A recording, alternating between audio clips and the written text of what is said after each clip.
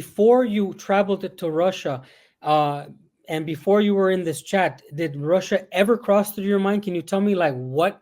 I know the Cold War era stuff, but like Yeah. what were your thoughts about Russia? Because personally, for me, there was nothing. It was like it was irrelevant in my life.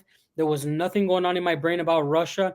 And when the trip finally happened, it became everything to me. But before that, it was nothing. Well, it was quite similar to that because that's a very interesting word that you used, irrelevant.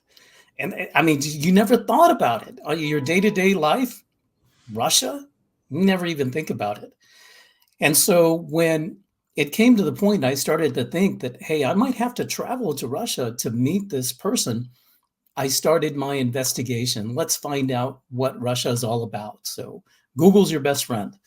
Found some YouTube videos and started to learn a little bit about the language, about the culture, the visa process, just that paperwork, just to be able to come into the country.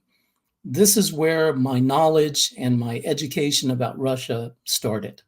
But I had never thought that I would ever go to Russia. It was one of those things that as a kid, you would see like St. Basil's on television or the military parades on May holidays and just think and say, I wonder what it would be like to be there. But never did I think that I would actually want to go there or ever be there.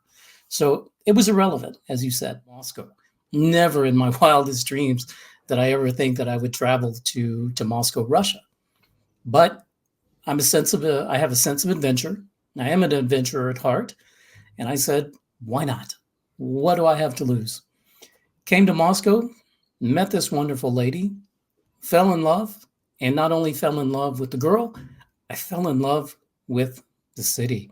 I fell in love with Russia. I fell in love with the culture, even the language that's difficult to speak. It was kind of music to my ears, I wanted to understand it.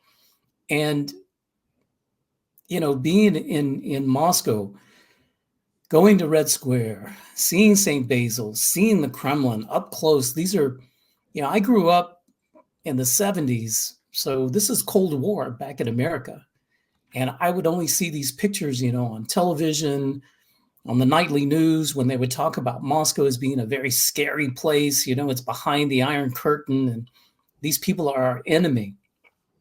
And for me to be standing there was just an incredible awakening for me because I realized that, these Russians aren't our enemy.